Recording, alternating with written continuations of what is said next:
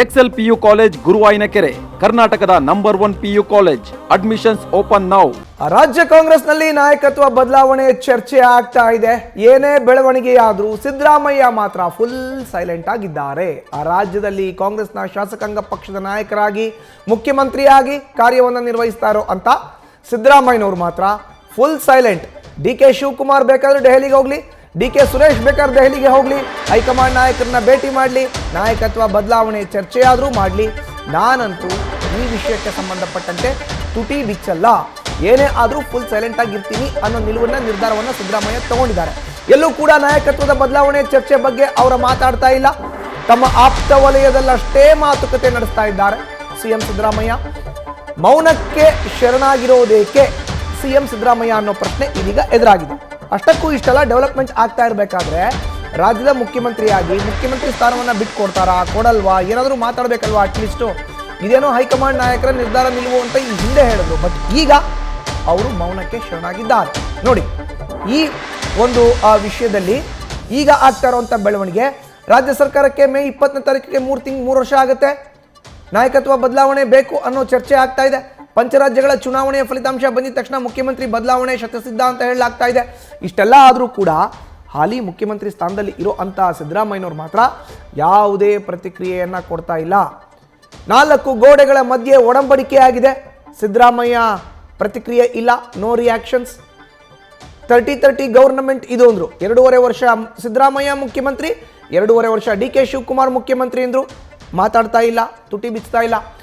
DK Shivakumar ಆಪ್ತ ವಲಯದಲ್ಲಿ DK ಶಿವಕುಮಾರ್ಗೆ gift ಅಂದ್ರೂ ಮಾತಾಡ್ತಾ ಇಲ್ಲ CM. ಹೆಚ್ಚಿನ ಮಾಹಿತಿ ನೀಡ್ತಾರೆ ನಮ್ಮ ಪ್ರತಿನಿಧಿ ಮಂಜುನಾಥ್. ಈಗ ದೂರವಾಣಿ ಸಂಪರ್ಕಕ್ಕೆ ಸಿಕ್ಕಿದ್ದಾರೆ. ಮಂಜುನಾಥ್, ನೋಡಿ, ಇಷ್ಟೆಲ್ಲ ಬೆಳವಣಿಗೆ ಆಗ್ತಾ ಇದ್ರು ಕೂಡ ಮುಖ್ಯಮಂತ್ರಿ ಸಿದ್ದರಾಮಯ್ಯನವರು ಮಾತ್ರ ಫುಲ್ ಸೈಲೆಂಟ್. ಹಿಂದಿನ ರಹಸ್ಯವನ್ನ ರಿವೀಲ್ ಮಾಡೋದಾದ್ರೆ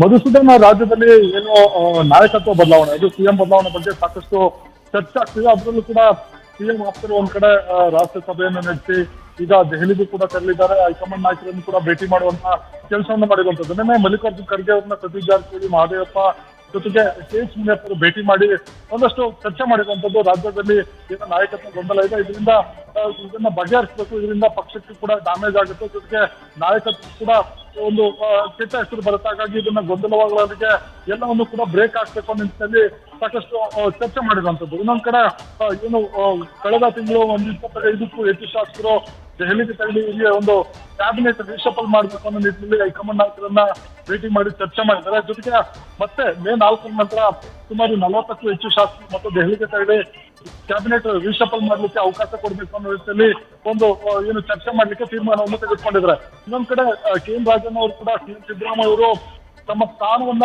ಪದತ್ಯಾಗ ಮಾಡ್ಲಿಕ್ಕೆ ಕೂಡ ರೆಡಿ ಇದ್ದಾರೆ ಅನ್ನೋ ಮಾತನ್ನ ಹೇಳಿದ್ರು ಕೂಡ ಇಷ್ಟೆಲ್ಲ ಬೆಳವಣಿಗೆಗಳು ರಾಜ್ಯದಲ್ಲಿ ಆಗ್ತಾ ಇದೆ. ಜೊತೆಗೆ ದೆಹಲಿಯಲ್ಲಿ ಕೂಡ ಮಠದಲ್ಲಿ ರಾಜ್ಯ ರಾಜಕಾರಣ ಸಾಕಷ್ಟು ಚರ್ಚೆ ಆಗ್ತಿದೆ. ಇಂಥ ಸಂದರ್ಭದಲ್ಲಿ CM ಸಿದ್ದರಾಮಯ್ಯ ಅವರು ಒಂದು ಮೌನಕ್ಕೆ ಶರಣಾಗಿರುವಂತದ್ದು, ಅವರ ಹೆಜ್ಜೆ ಮತ್ತು ಅವರ ನಡೆ ಯಾವ ರೀತಿ ಇರುತ್ತೆ ಅನ್ನೋದು ಇನ್ನೂ ಕೂಡ ನಿಗೂಢ. ಆದ್ರೆ CM ಸಿದ್ದರಾಮಯ್ಯ ಅವರಿಗೆ ಒಂದು ಭರವಸೆ ಇದೆ. ತಮ್ಮ ಪರವಾಗಿ AICC ಮಾಜಿ ಅಧ್ಯಕ್ಷ, ವಿರೋಧ ಪಕ್ಷದ ನಾಯಕರಾಗಿರುವಂತ ರಾಹುಲ್ ಗಾಂಧಿ ಅವರಿದ್ದಾರೆ.